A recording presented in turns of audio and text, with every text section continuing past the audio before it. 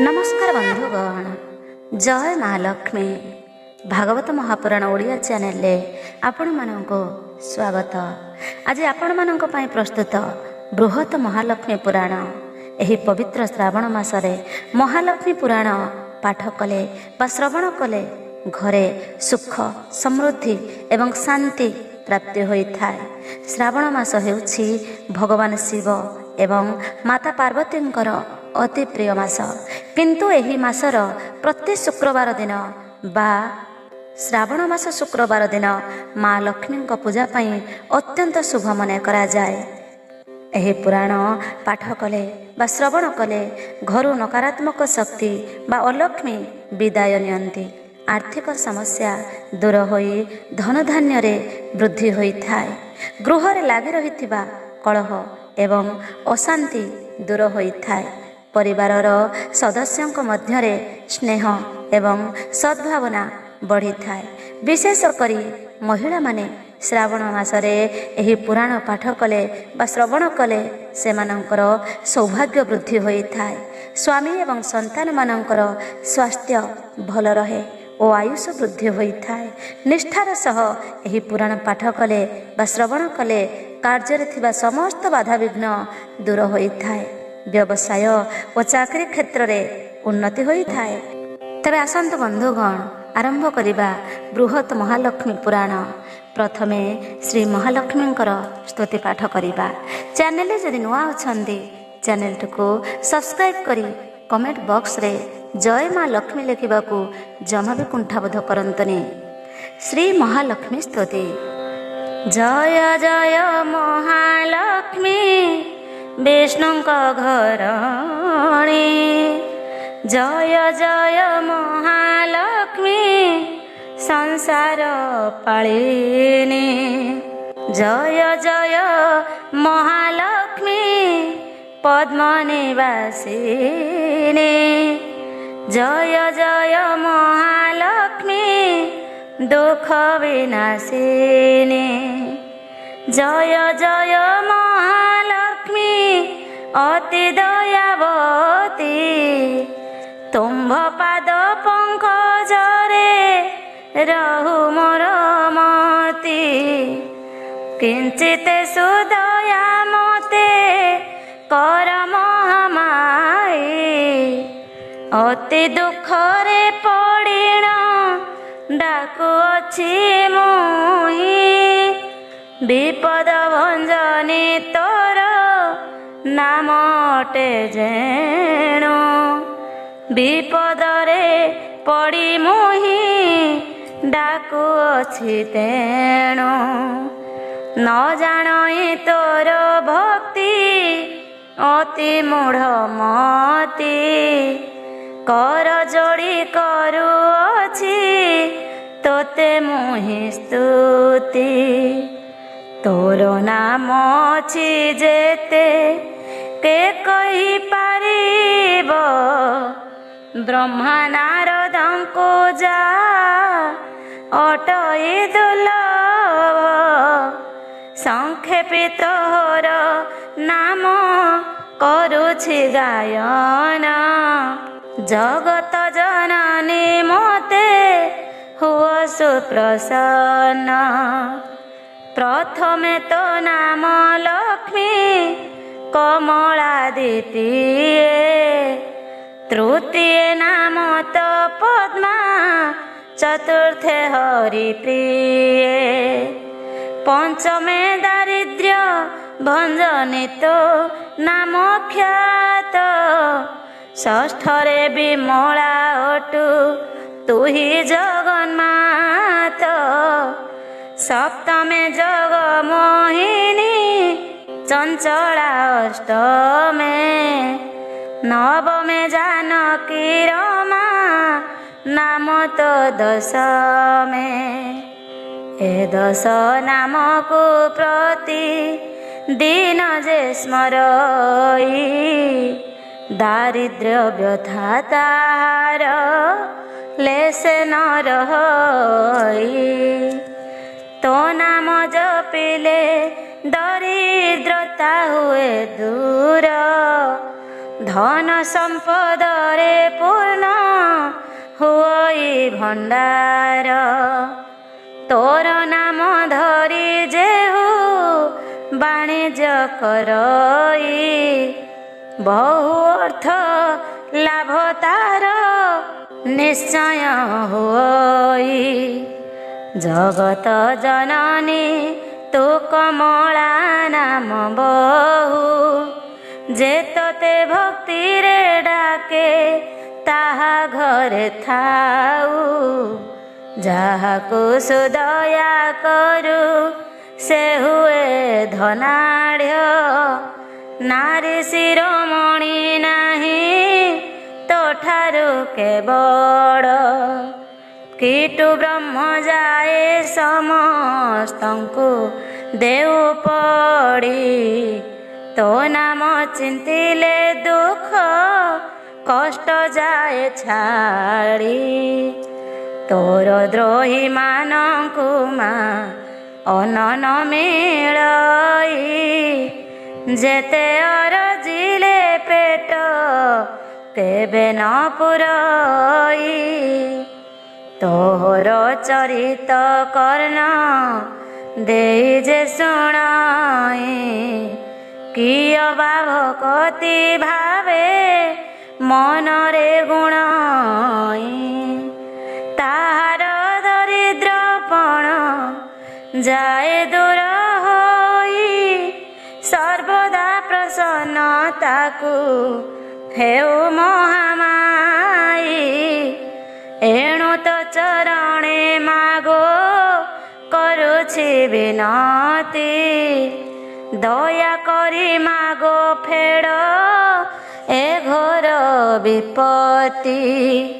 କିଞ୍ଚିତରେ ନେତ୍ର ଢାଳି ଚାହିଁ ଦିଅ ମୋତେ, ମୁହିଁ ଅରକ୍ଷିତ ଜନ ଆଶ୍ରା କଲି ତୋତେ।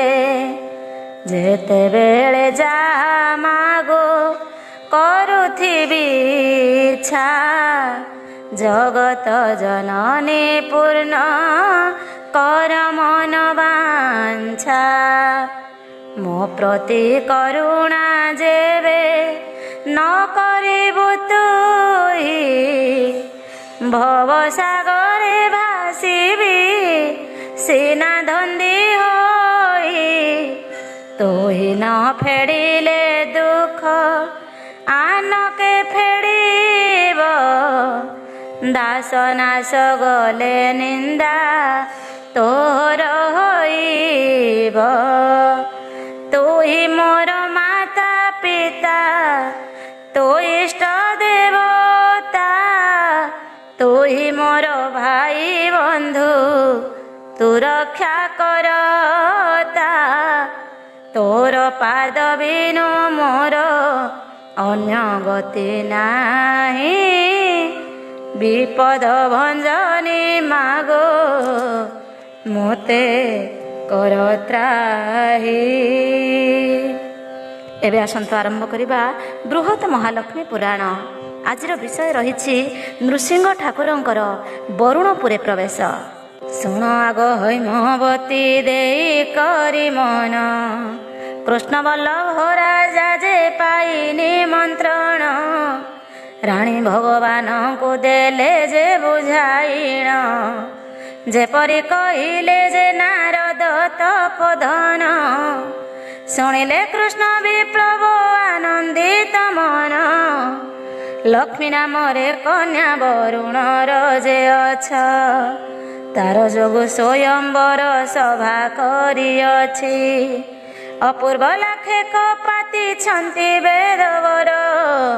ଯେ ବିନ୍ଧି ପାରିବ କନ୍ୟା ଗୋଟିଏ ହେବ ତାର, ଶୁଣି ଭଗବତୀ ଦେବୀ ବିଚାର ମନର। ବୋଇଲେ ସେ କନ୍ୟା ଲଘୁ ନନ୍ଦନ ମୋହର, ଲାଖ ବିନ୍ଧିବ ନିଶ୍ଚୟ ମୋହରିରେ କୁମର। ଲକ୍ଷ୍ମୀ ନିଶ୍ଚୟ ହେବଟି କୁଳ ବଧୂ ମୋର, ଲକ୍ଷ୍ମୀ ପୁତ୍ର ବଧୂ ନିଶ୍ଚୟ ହୋଇବ ମୋର।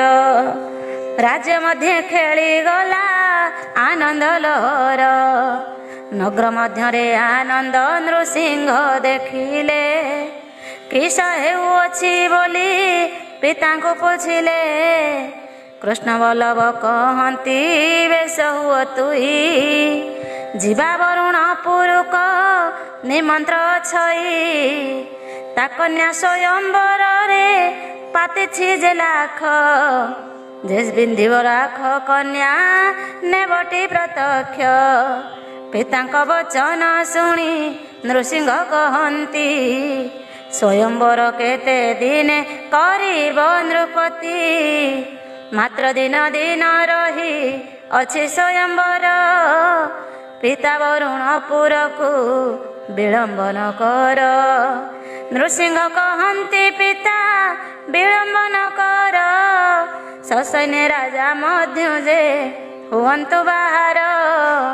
କୃଷ୍ଣ ବଲ୍ଲଭ କହନ୍ତି ବ୍ୟସ୍ତ ହୁଅ ତୁହି, ଯିବା ବରୁଣପୁରକ ନିମନ୍ତ୍ରୀ ଅଛଇ। ତା କନ୍ୟା ସ୍ୱୟଂବର ସେ ପେଡ଼ିଛି ଯେ ଲାଖ, ଯେ ବିନ୍ଧିବ ଲାଖ କନ୍ୟା ନେବଟି ପ୍ରତ୍ୟକ। ପିତାଙ୍କ ବଚନ ଶୁଣି ନୃସିଂହ କହନ୍ତି, ସ୍ୱୟଂବର କେତେ ଦିନେ କରିବ ନୃପତି। ମାତ୍ର 3 ଦିନ ରହିଅଛି ସ୍ୱୟଂବର, ଯିବା ବରୁଣପୁରକୁ ବିଳମ୍ବ ନ କର। ନୃସିଂହ କହନ୍ତି ପିତା ବିଳମ୍ବ ନ କର, ସସୈନ୍ୟ ରାଜା ମଧ୍ୟରୁ ହୁଅନ୍ତୁ ବାହାର। କୃଷ୍ଣ ବଲ୍ଲଭ କହନ୍ତି ପଥ ସହସ୍ର ଜୁଣ, ଅଳପ ଦିନେ କିପରି ମିଳିବା ଜାଣିଣ। ଲଜ୍ଜା ପାଇବା ନ ଗଲେଟି ଯେ ସେହି ସ୍ଥାନ, ସରିବ ଆମ୍ଭ ମହତ ମାନ ଯେ ସମାନ। ଶପଥ ଦ୍ୱୀପର ରାଜା ମାନେ ତ ଗଲେଣି, କେଉଁ ପରି ଯିବ ମୁଁ ତ କରୁଛି ଗଲେଣି। ପଦରେ ଚାଲି ଚାଲି ଯେ ଯାଇ ନ ପାରିବା, କିପରି ନିମନ୍ତ୍ରଣରେ ସମ୍ମାନ ରଖିବା। ଆବରଣ ଥାଏ ପୁତ୍ର ଶୁଣ ମନ ଦେଇ, ନଗରେ ନୁହଁ ଭଲ ସୈନ୍ୟ ସହିଯାଇ। ନୃସିଂହ ପ୍ରଭୁ ସ୍ମରିଲେ ଗରୁଡ଼ ବାହନ, ଶୀଘ୍ର ପ୍ରବେଶ ପାଶେ ଆହେ ଯେ ପକ୍ଷୀ ରାଣ। ସୁମରଣା କରନ୍ତେ ଯେ ପ୍ରଭୁ ଜନାର୍ଦ୍ଦନ, ରମ୍ୟକ ଦ୍ୱୀପୁ ଗରୁଡ଼ ଆସଇବହନ। ନୃସିଂହ ପ୍ରଭୁଙ୍କୁ ପ୍ରଣମଇ ପକ୍ଷୀବର, ନିକଟରେ ଉଭା ହେଲା ଯୋଡ଼ିବେନି କର। ଯେ ଆଜ୍ଞା କରନ୍ତୁ ମୋତେ ପତିତ ପାବନ, କହନ୍ତି ନୃସିଂହ କଥା ଶୁଣ ପକ୍ଷୀରାଣ। ବରୁଣପୁରରେ ଏବେ ପହଞ୍ଚିବା ଯାଇ, ଲକ୍ଷ୍ମୀଙ୍କୁ ବିବାହ ହେବା ପହଞ୍ଚିଣ ତଇଁ। ସୁରାସୁର ଶପଥ ଦ୍ୱୀପର ନୃପଗଣ, ପହଞ୍ଚି ବିସ୍ତାରିଲା ପୃଷ୍ଠଲାଭ ସାଇଣ। ଗରୁଡ଼ ପୁନରପି ଭାଷଇ ଯେ ବଚନ, ଯୁଗେ ଯୁଗେ ତବ ଦାସ ମୁଁ ତବ ଅଧୀନ। ତାଙ୍କ ଦେଶକୁ ଅପେକ୍ଷା ଅଛି ମୁଁ କରିଣ, ଆଦେଶ ଦିଅ ଗୋପୀ ଦିଏ 14ପୁର। ବରୁଣ ନଗର ଅଛି କେତେ ମାତ୍ର ଦୂର, ମୋ ପୃଷ୍ଠରେ ନିଜେ କର ବିଳମ୍ବ ନ କର। ବରବେଶ ହୋଇ ପ୍ରଭୁ ବସିଲେ ପୃଷ୍ଠର, ବରବେଶ ହୋଇ ପ୍ରଭୁ ଆନନ୍ଦିତ ମନ। ନାନା ପ୍ରକାର ବାଦ୍ୟ ଉଠିଲା ବାଜିଣ, କାୟା ବିସ୍ତାରିଣ ପକ୍ଷୀ ଏକଇ ଯୋଜନ। ସସୈନ୍ୟ ବସିଲେ କୃଷ୍ଣ ଯେ ନୃପରାଣ, ଜାଣିଲେ କୃଷ୍ଣ ବଲ୍ଲଭ ପୁତ୍ର ନାରାୟଣ। ନୃସିଂହ ରୂପରେ ହୋଇଅଛନ୍ତି ଜନମ, ପ୍ରଭୁ ନାରାୟଣ ଜାଣି ପିତାଙ୍କର ମନ। କହନ୍ତି ଚଳିବା ପିତା ବରୁଣ ଭୁବନ, କୃଷ୍ଣ ବଲ୍ଲଭ ଯାହିଁଟି ସନମତ କଲେ। ଗରୁଡ଼କୁ ଚଳିବାକୁ ପ୍ରଭୁ ଯେ କହିଲେ, ପ୍ରଭୁଙ୍କ ଆଦେଶ ପକ୍ଷୀ କରିଣ ଗମନ, ନିମିଷେ ପ୍ରବେଶ ହେଲା ବରୁଣ ଭୁବନ। ସୁରାସୁର ଜମ୍ବୁ ଦୀପ ଆସି ପ୍ରବେଶ ଚରଚା କରିଲେ ତାଙ୍କୁ ସେ ଜଳଧି ସାଇଁ। ସଙ୍ଗରେ ବହୁତ ସୈନ୍ୟ ସେ ଆଣି ଅଛଇ, ଅକ୍ଷତ ଦେଇ ବରୁଣ ରଖାଇଲେ ନେଇ। ଗରୁଡ଼ ପୃଷ୍ଠରୁ ଓହ୍ଲାଇଲେ ସର୍ବଜନ, ଦେଖିକରି ବରୁଣ ଯେ ଆନନ୍ଦିତ ମନ। ନୃସିଂହଦେବ ସେ ଗଲେ ଯେ ଓହ୍ଲାଇଣ, ଅର୍ଘ୍ୟସ୍ଥଳୀ ଘେନି କରି ଚଳିଲେ ବରୁଣ। ରତ୍ନ ସିଂହାସନ ପରେ ନେଇ ବସାଇଣ, ତଳରେ ବସି କରି ରହିଲେ ଯେ ବରୁଣ। ଅର୍ଘ୍ୟ ଦେହିଣ ପଦରେ ବନ୍ଦନ କରିଲେ, ତ୍ରାହି କର ବୋଲିଣ ବୋଇଲେ। ତୁମ୍ଭ ଅପେକ୍ଷାରେ ପ୍ରଭୁ ଥିଲେ ମୋର ହୀଣ, ଲକ୍ଷ୍ମୀକୁ ତୁମ୍ଭ କରରେ ଦେବି ସମର୍ପିଣ। ନୃସିଂହ କହୁଛନ୍ତି ଏହା ଉଚିତ ନୁହଁ, ସପ୍ତଦୀପ ଆସିଛନ୍ତି ବହୁ ନର ସାଇଁ। ଲାଖ ବିନ୍ଧିବାକୁ ତାଙ୍କୁ କହନ୍ତି ରାଜନ, ଲାଖ ବିନ୍ଧି ନେବା କନ୍ୟା କିମ୍ପାଇଁ ଉଚ୍ଛନ୍ନ। ସ୍ୱୟଂବର ନିୟମ ଯେବେ ଯେ ନ ପାଳିବ, ଅନନ୍ତ ନକାକ ହୋଇ ସେବନ ପଡ଼ିବ।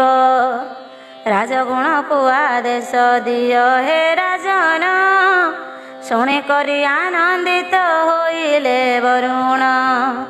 କୃଷ୍ଣ ବଲ୍ଲଭକୁ ଦେଲେ କଦିବ୍ୟ ପୁରର, ନାନା ସଜ୍ଞ ମାନ ଦେଲେ ଆନନ୍ଦ ମନର। ଚବ୍ୟଚେଚଲେହ ପେୟ ଖାଦ୍ୟ ମାନ ଦେଲେ, ବରୁଣ ରାଜନ ସର୍ବ ଯୋଗାଇଣ ଦେଲେ।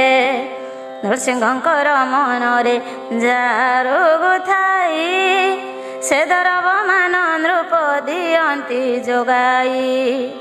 ଫଳ ଫୁଲରି ଭାର ଯେ ଭାର ନେଇ ଦେଲେ, କୃଷ୍ଣ ବଲ୍ଲଭ ଦେଖିଣ ବହୁ ପ୍ରଶଂସିଲେ। ଉତ୍ତମ ପୁର ଦେଲେ ଯେ ଗରୁଡ଼କୁ ଦେଇ, ସୈନ୍ୟ ସେନା ରହିଲେ ସେ ପୁରରେ ଯାଇ। ଯକ୍ଷ ଗନ୍ଧର୍ବ ପିଶାଚ ଗନ୍ଧର୍ବ କିନ୍ନର, ସମସ୍ତଙ୍କୁ ରଖାଇଲେ ଦେଇ ଦିବ୍ୟପୁର। ପାତାଳପୁର ଆଇଲେ ସର୍ବନାଗ ଗଣ, ତାଙ୍କୁ ରଖାଇଲା ଯେ ବରୁଣ ରାଜନ। ଏଠାରୁ ଦିବ୍ୟ ରସ ଗୁଣ ଦେଇ ଯେ ମନ, ବୁଦ୍ଧିମନ୍ତ ଦିନର ସେ ଲକ୍ଷ୍ମୀଙ୍କ ପୁରାଣ। ଲାଖ ବିନ୍ଧା ପ୍ରସଙ୍ଗ ବର୍ଣ୍ଣନ। ସଦାଶିବ କହୁଛନ୍ତି ଶୁଣ ହୈମବତୀ, ସଭାସ୍ଥଳରେ ସର୍ବେ ହୋଇଲେ ଯେ କାଠି। ଚତୁର୍ଦ୍ଦଶ ପୁରୁ ଆସିଥିଲେ ନର ରାଣ, ସକଳ ବସିଲେ ସଭା ମଧ୍ୟରେ ଯାଇଣ। ଯଥାବିଧି ମାନ୍ୟ କଲେ ବରୁଣ ରାଜନ, ଅତି ବିନୟରେ ତହିଁ ବୋଲନ୍ତି ବଚନ। ମୋ ନୟନ ଶୁଣନ୍ତୁ ଯେ ସର୍ବନର ବର, ଯେ କାର୍ଯ୍ୟ ନିମନ୍ତେ ନିମନ୍ତ୍ରିଲ ଏ ସ୍ଥାନର। କନ୍ୟା ଏକ ଲକ୍ଷ୍ମୀ ନାମଟି ଅଟେ ତାହାରି, ରୂପ ଗୁଣରେ ସେହି ଯେ ଅତ୍ୟନ୍ତ ସୁନ୍ଦରୀ। ତାର ବିଧା ଲାଗି ପଣ କରିଣ ଛଇ, ଲାଖ ବିନ୍ଧିବ ଯେ ନୃପ କନ୍ୟା ଦେବି ମୁହିଁ। ମୋର ବଚନ କେବେ ଅନ୍ୟଥା ନୁହଁ। ବରୁଣ ଉବାଚ ବରୁଣ ରାଜନ ପୁଣି କହନ୍ତି ବଚନ, ଲାଖର ପ୍ରସଙ୍ଗ କରୁଅଛି ବୁଝାଇଣ। ଭାରତାଳ ଉଚ୍ଚମଣି ସ୍ତମ୍ଭଟି ଅଛଇ, ଅର୍ଦ୍ଧ ଆକାଶକୁ ଲମ୍ବି ରହିଣ ଅଛଇ। ପବନାବଳି ଚକ୍ର ଘୁରଇ ତା ଉପରେ, ଘୁରୁଛି ପବନ ବେଗେ ମହାବିକ୍ରମରେ।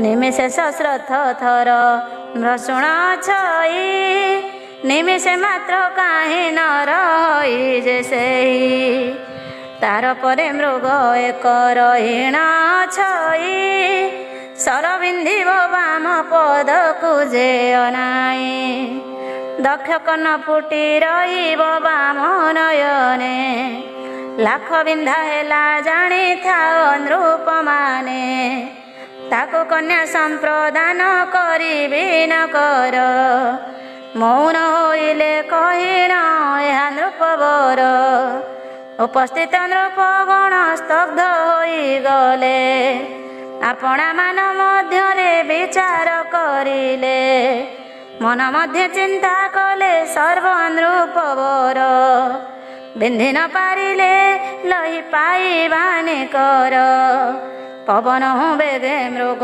भ्रमण करई बाम पाद को बिंधिब केउ परि रही आवरण थाए मने विश्वास नहई बाम पाद फुटी नयने रही कन देई बृह ज्ञातिंकर लाख बड़ई कठिन ए लाख बिंधिबाकू किहेब भोजन आसी वृथा हेला केतु केहु विचारई कन्यार बदन थरे देखि थांती मुहि वरुण राजांक नृपे कहती जे गिर कन्या को अणाऊ विलंब न कर अपूर्व लाख पीढ़ी छे रत्नाकर कन्या देखी करिबा लाखर हे विचार वरुण महादेव को कहती वचन कन्या देखा चाहूँगी नृपगण वरुण राजन जो आदेश से देले कन्या को बेश करिण आनी जाबोइले कन्या रूप देखिले जे सर्व नृपवर लाख बिंधिबा कथा हे करिबे विचार मंत्री के वचन राणी करन्ते श्रवण मुदसुली डाकी कहिले जे तत्क्षण लक्ष्मी को सजाई दियो करिण जतन शुणे करी मुदुसुली करिले गमन केशर विधान एबे शुण मन देई कस्तूरी चिता कपाळे देले कपिंदाई अष्टरत्न हार गଳାରେ जे विद्यमान हांदोळारे अणाइले कनिया रतन कमलिनी कमल आसने बसी थाई चौदिगु शंख शबद उच्चरे शुभई हुळहुळी ଦେଇଛନ୍ତି लक्ष नारी गण शबदे उछोळई स्वयंवरर स्थान जेते उपरे माता भाजे से हुअन्ते रूप को देखती निमंत्रित नर पथे एकलय रे राजने अछंती अनाई मुख प्राय रहिले सबु जे भूली जाई त्रिभुवन रूपरे जे गढ़ा रूप जार करते किए अबा तांकठु जे सुंदर एपरि रूप नेत्र बेले जे देखी नाही किपरि गढ़िला धाता एक ध्यान देई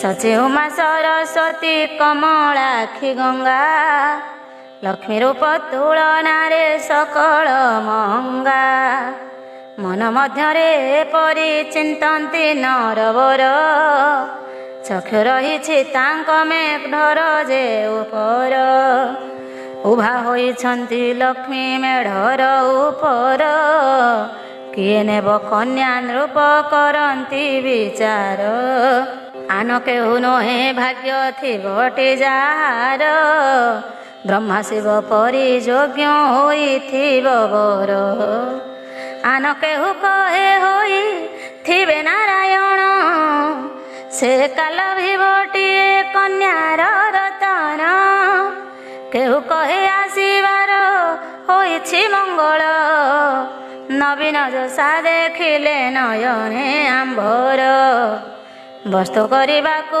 ଥିବା ଯେ ବଣ ଜନ ଏପରି ରୂପ କରିବ ତା ନେତ୍ର ଦର୍ଶନ। ଆଉ ଏକ ନୃପ କହେ ଆମ୍ଭେ ଭାଗ୍ୟବାନ ଲକ୍ଷ୍ମୀ ନାରାୟଣ ରୂପ କରିବା ଦର୍ଶନ। ଦ୍ୱାପର ରାଜନ ଯେ ଯୋଦ୍ଧାଙ୍କର ଯେ ସାର ପ୍ରତିଜ୍ଞା କରି କହି ଥରକୁ ଯେ ଥର ବରୁଣଙ୍କୁ ପୂଛା କଲେ ସେହି ନୃପବର ଲାଖ ବିନ୍ଧି କଥା ପୁଣି କୁହା ଏକବାର। ଶୁଣି ବରୁଣ କହନ୍ତି ଶୁଣ ମନ ଦେଇ ଲାଖର ବିଧି ବିଧାନ କହୁଛି ମନାଇ। 7 ଦିନ ପାଇଁ ସଂକଳ୍ପ କରିଛି ମୁଇଁ ଜଣେ ବିନ୍ଧିବ ଲାଖ ଯେ ଥରେ ମାତ୍ର ଯାଇ। ନିୟମ ଅନୁସାରେ ଶଙ୍ଖ ଯେ ଚକ୍ର ଘୁରେ ମୃଗ ଏକ ରହିଛି ଚକ୍ରର ଯେ ଉପରେ ବାମ ପାଦ ଲକ୍ଷ୍ୟ କରି ପ୍ରହାରିବ ବସ ପାଦ କନେ ପଶି ଲାଖିଥିବ ନେତ୍ର କୋଷ। ଯେବେ ସଫଳ ହେବ ଯେ ଲାଖ ବିନ୍ଧା ଜାଣ ଶୁଣ ସକଳ ନରେଶ ଲାଖ ଇ ବିଧାନ। ତେବେ ଲାଖ ବିନ୍ଧା କଥା ହୋଇବ ସଫଳ ତାଙ୍କରି ଗଳାରେ କନ୍ୟା ଦେବ ବରମାଳ। ଲାଖ ବିନ୍ଧନ୍ତୁ କଥା ଦେଲି ଯେ ବୁଝାଇଣ ଲାଖ ବିନ୍ଧିଲୁ ଯାଇ କରି ଯେ ଜଣ ଜଣ। ସଜବାଜ ହେଲେ ପକ୍ଷ ଦୀପ ଯେ ନୃପବର ତକ୍ଷଣୀ ଉଠିଲେ ଯାଇ ପଟାର ଉପର ଧନୁକୁ ନୃପବର ଟାଣିଣ ଯେ ଧରିଲେ ଗୁଣ ଲଗାଇଣ ବିନ୍ଧିବାକୁ ବାହାରିଲେ। ଉପରକୁ ଉଠିଦେଲେ ଲାଖକୁ ଅନାଇ କଚାଡ଼ିଟି ପଡ଼ିଲେ ମୁଣ୍ଡ ଦେଲା ବୁଲାଇ। ପ୍ରକ୍ଷଦୀପ ନୃପରାଣ ଲଜ୍ଜାକୁ ପାଇଲେ ଆପଣା ସ୍ଥାନରେ ଯାଇ ନୀରବ ବସିଲେ। ମାଧବ ସେନ ନୃପତି ଉଠିଲେ ତରରେ ଧନୁ ଧରି ବାହାରିଲେ ଲାଖ ବିନ୍ଧିବାରେ। ମଞ୍ଚା ଉପରେ ଉଠିଣ ମୃଗ ଲାଞ୍ଜ ପାଇଁ ଧରିବେ ଭାବି ଦେଇ ମାନେ ବୁତୁ ବଢ଼ାଇ ଯୋଗ ଲାଞ୍ଚରେ ହାତ କରକୁ ଯେ ତାଙ୍କର ଛାଟି ହୋଇ ବଳେ ପଡ଼ିଗଲେ ନୃପବର। ସଭା ଲୋକେ ହସିଲେ ଯେ ଦେଖି ନୃପବର ଲଜ୍ଜା ପାଇ ବସିଲେ ଯେ ଆପଣା ସ୍ଥାନର। ଯଜାତି ନାମରେ ନୃପ ଉଠିଲେ ତାପରେ ଲକ୍ଷ୍ୟ ତାଙ୍କ ପଡ଼ିଲା ଲକ୍ଷ୍ମୀଙ୍କର ମୁଖରେ। ମୃଗର ଲାଞ୍ଜ ଧରିବାକୁ ବଢ଼ାଇଲା କର ସେ ଘାତ ସହି ନ ପାରେ ସେହି ନୃପବର। ଛାଟି ହୋଇ ପଡ଼ିଲା ଯେ ସେହି ନୃପବର ଦେଖିଣ ହସିଲେ ନୃପ ଯେ ସକଳ।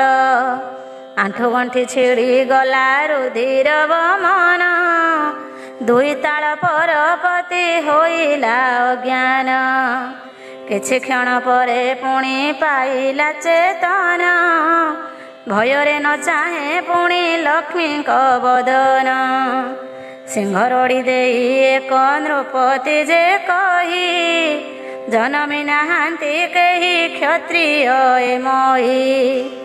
ଅନ୍ଧ ହୋଇଣ ଅଛନ୍ତି କାମେ ନୃପବର ଲାଖ ବିନ୍ଧିବାରେ ଘଟୁ ଅଛି ଅମଙ୍ଗଳ।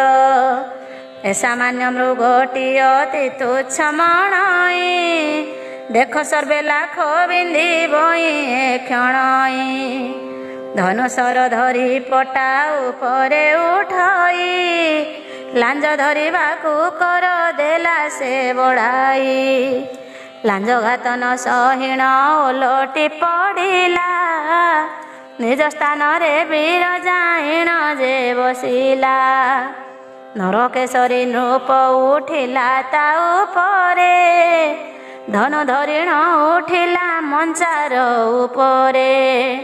ଆକର୍ଣ୍ଣ ଉଟାରିଣ ପ୍ରହରିଲା ଯେ ବାଣ ଲେଉଟି ଆସିଲା ସର ଚକ୍ରରେ ବାଜିଣ ମୁଖ ମାଡ଼ିଣ ପଡ଼ିଲା ସେନର କେଶରୀ ଆପଣ ସ୍ଥାନେ ବସଇ ମୁଖ ପୋତି କରି ଜଣ ଜଣ ହୋଇ ଧରି ଧନୁ ଦୂପେ ଗଲେ ଲାଖ ବିନ୍ଧିବାକୁ କେହି ସକ୍ଷମ ନୋଇଲେ ଏହିପରି ନୃପତିଏ ଲଜ୍ଜାକୁ ପାଇଣ ବସିଲେ ନୀରବେ ହାରି ମାନ ସମ୍ମାନ ଜମ୍ବୁଦ୍ୱୀପ ନୃପବର ସୁଜାଣତା ନାମ କମ୍ବୁଦ୍ୱୀପ ନୃପତି ଯେ କହି ବଚନ ଯେପରି ଦେଖି ମନେ ପରତେ ଯେ ହୁଇ ବୈକୁଣ୍ଠ ତେଜି ମା ଲକ୍ଷ୍ମୀ ଛନ୍ତି ଏଠି ରହି ଏ ଲାଖ ବିନ୍ଧିବା ପାଇଁ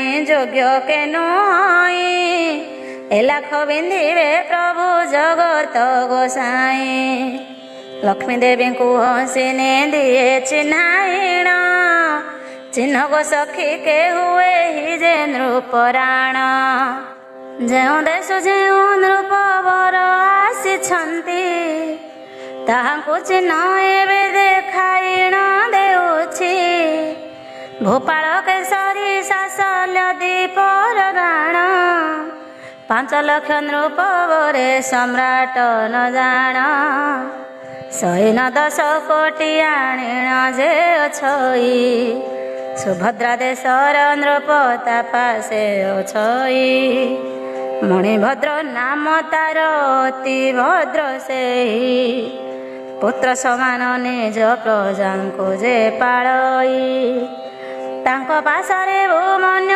ଦେଶ ନରବର ବିରୂପାକ୍ଷ ତାଙ୍କ ନାମ ଅତ୍ୟନ୍ତ ସୁନ୍ଦର ନରପତି ଚନ୍ଦ୍ର ପୁଙ୍ଗ ନିକଟେ ତାଙ୍କର ନବସହସ୍ର ଶଙ୍ଖ ବାଳେ ପଞ୍ଚି କାଳର ନୀଳେନ୍ଦ୍ରୀ ଦେଶ ନୃପତି ବିନୁ ମାଧବଟି 2 ନନ୍ଦନ ତାହାର ଭାର୍ଯ୍ୟା 18ଟି ଚନ୍ଦନ କେଶରୀ ପାଶ କୁନ୍ଦ ଯେ କେଶରୀ ପାଖାପାଖି ବସିଛନ୍ତି ଦେଖି ଭଲ କରି ଭାସ୍କର ଚନ୍ଦ୍ର ନାମ ଯେ ତାହାର ଅଟଇ 360 ଭାର୍ଯ୍ୟା ରଖେ ନର ସାଇଁ ନାରୀ ନେବାକୁ ପୁଣି ଯେ ଆସିଅଛି ଧାଇଁ ଲାଖ ବିନ୍ଧିବା ଲାଳସା ତାହାର ଛଇ ଆଶା କରିଛି ଲାଖ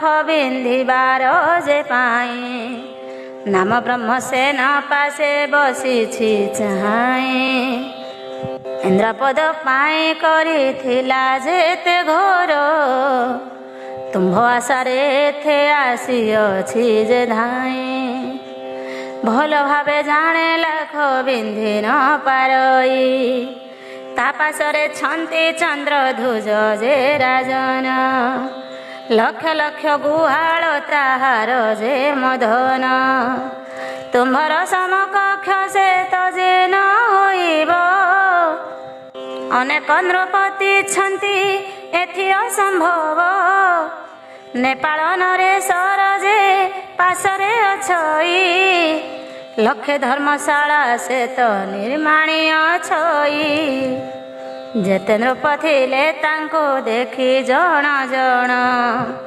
ଚିହ୍ନାଏ ହଂସିନୀ ନୃପତି ଯେ ଆନ ଜଣ ତୁମ୍ଭ ଯୋଗ୍ୟ ନୃପତି ତ ନାହିଁ ଏକ ଜଣ ଏମନ୍ତ ସମୟ ଆସେ କଇ ରାଜନ ଲମ୍ଭ ପ୍ରଦାନୀ ଧରି ଧନୁସର ଯେ ଗଲା ଲାଖ ବିନ୍ଧିବାକୁ ପେଚା ଉପରେ ଚଢ଼ିଲା ମଞ୍ଚ ଉପରେ ଉଠିଣ ପୃଷ୍ଠ ଦେଲା ଚାହିଁ ଓଲଟି ପଡ଼ିଲା ସେ ଉତ୍ତାନେ ପଡ଼ଇ ବେଳଇ ମୂର୍ଦ୍ଧ ଫାଟିଗଲା ଚେତା ତା ଗଲା ବୁଡ଼ିଣ କେତେବେଳରେ ନୃପତି ପାଇଲା ଯେ ଜ୍ଞାନ ନିଜ ଆସ୍ଥାନରେ ଯାଇ ବସେ ନୃପବର ମୁଣ୍ଡ ଟେକିବା ସାହସ ନ ରହିଲା ତାର ଆସେ ଅଛି ଚନ୍ଦ୍ର ପୁଙ୍ଗ ନର ରାଣ ନବସହସ୍ର ଶଙ୍ଖ ବାଜେ କଲ ଆଗମନ। ନୀଳେନ୍ଦ୍ରୀ ଦେଶ ରାଜନ ଯେମିୟ ମାଧବ। 18ଟି ଭାର୍ଯ୍ୟା ଦୁଇ ସୁତ ଯେ ଜାଣିବ। ଚନ୍ଦନ କେଶରୀ ରାଜା ପାଶରେ ତାଙ୍କର। କୁନ୍ଦନ କେଶରୀ ନୃପ ପାଶରେ ତାଙ୍କର। ଧନବାନ ଅଟନ୍ତି ସେ କୁବେର ସମାନ। ତା ପାଖେ ଅଛନ୍ତି ହରିଣୀ ଦେଶ ରାଜନ। ତାହାର ନାମଟି ଭାସ୍କର ଚନ୍ଦ୍ର ଅଟଇ। 360 ଭାର୍ଯ୍ୟା ଗୃହେ ତା ଅଛଇ। ନାରୀ ପ୍ରତି ଲାଳସା ଅଛଇ ଯେ ଅପାର। ଲାଖ ବିନ୍ଧିବାକୁ ଆସିଅଛି ନୃପବର। ବ୍ରହ୍ମସେନ ନରପତି ପାଶରେ ତାଙ୍କର। ଇନ୍ଦ୍ର ତ ଆଗରେ ତପ ଆଚରିଲା ଘୋର। ତୁମ୍ଭକୁ ପାଇବା ପାଇଁ ବଳାଇଛି ମନ। ଚକ୍ରଧ୍ୱଜ ନାମେ ନୃପ ପାଶରେ ତାହାର। ଲକ୍ଷ ଲକ୍ଷ ଗୋଧନ ତାହାର ପାଶର। ତୁମ୍ଭରି କାନ୍ତ ଯୋଗ୍ୟ ଯେ ମାନେ କହନ୍ତି। ଲଳସା ଘେନି କରି ସର୍ବେ ଯେ ଆସିଛନ୍ତି। ତାର ପାଶେ ବସିଅଛି ନେପାଳ ଈଶ୍ୱର। ଧର୍ମଶାଳା ଲକ୍ଷେ କରିଛି ତୟାର। ଯେତେ ନରପତି ସ୍ୱୟଂବରେ ଆସିଥିଲେ। ନୃପତି ତାହାଙ୍କୁ ଜଣ ଜଣ ଚିହ୍ନାଇଲେ। ତୁମ୍ଭରି ଯୋଗ୍ୟ ବର ଏଠି କହି ଯେ ନାହିଁ। ଏକାଳେ ଏକ ନୃପତି ଆସେ ଧନୁ ନେଇ। ପଟା ଉପରେ ଧନୁ ଧରିଣ ଯେ ଉଠିଲା। ଲାଖ ବିନ୍ଧିବା ପାଇଁ କି ପ୍ରସ୍ତୁତ ହୋଇଲା। ପଛକୁ ଚାହିଁ ଦେଲେ ଉଠି ଯେ ମଞ୍ଚା ପରେ। ଲକ୍ଷ୍ମୀଙ୍କୁ ଦେଖୁ ଦେଖୁ ଓଲଟି ଯେ ପଡ଼ିଲେ। ମୁଣ୍ଡ ଫାଟି କରି ଚେତା ହରାଏ ନୃପତି। କେତେବେଳ ପରେ ଜ୍ଞାନ ପାଇଲା ଝଟତି। ଲଜ୍ଜାରେ ମୁଖ ପୋତିଣ ଆସନେ ବସଇ। ମୁଖ ଟେକି କରି କାଜୁ ନ ପାରେ ଅନାଇ। ନିଜ ନିଜ ମଧ୍ୟରେ ନୃପତି ଯେ କହନ୍ତି। ଅପମାନେ ନୋହି ଫେରି ଯିବାଟି ସମ୍ପ୍ରତି। ଲାଖ ବିନ୍ଧିବାଟି ଅସମ୍ଭବଟି ଅଟଇ। ସକଳେ ଲୋଭିବେ ପରା ଭୋଗ ପାଇ। ନୃପତି ମାନେ ବସିଲେ ମୌନ ହୋଇଣ। ସେମାନଙ୍କର କଥା ଶୁଣିଲେ ବରୁଣ। ବରୁଣ ଶୁଣିଣ ବିଚାରନ୍ତି ନିଜ ମନ। ସତେ କଣ ଏ ଧରଣ ହେଲା ବୀର ଶୂନ୍ୟ। ବୀର ଶୂନ୍ୟ ଏ ଧରଣୀ ଜାଣିଲି ମନରେ। ସପ୍ତଦୀପ ନୃପତିଙ୍କୁ ବରିଲି ବୃଥାରେ। ବଡ଼ ଅପମାନ ହେଲା କ୍ଷତ୍ରୀ ଗଣଙ୍କର। ଲାଖ ବିନ୍ଧିବା ଶକ୍ତ ନୁହଁଟି ଯେ କାର। ଅତି କ୍ରୋଧରେ ଉଠଇ ମୁରାଜେ ଶୁଣିଣ। ଏକଥା ଶୁଣିଣ ମୁରାସୁର କମ୍ପମାନ। ବୋଲୋୟ କ୍ଷତ୍ରୀ କୁଳକୁ ହେଲା ଅପମାନ। ଅତି କ୍ରୋଧ ହୋଇ ମୁରାସୁର ଯେ ଉଠିଣ। ସୁରାସୁରର ଧିକାର ଶୁଣି ନୃପଗଣ। ଅତ୍ୟନ୍ତ ଦୁଃଖିତ ହୋଇଲେଟି ଯେ ଜାଣ। 60 ଲକ୍ଷ ନୃପତି ସ୍ୱୟଂବର ସ୍ଥଳେ। ସେମାନଙ୍କ ମଧ୍ୟ ଜଣେ ଲକ୍ଷ ନ ବିନ୍ଧିଲେ। ସ୍ୱୟଂବର ଆସି ଅପଯଶ ରଜିଲେ। ଲାଖ ବିନ୍ଧି କେହି ଜଣେ କଥା ନ ରଖିଲେ। ଅଯଶ କୀର୍ତ୍ତି ଲଭିଲେ ଆସି ଯେ ସ୍ୱୟଂବରେ। ନିନ୍ଦା କରିବେ ଜାଣିଥା ଆମ୍ଭକୁ ସକଳେ।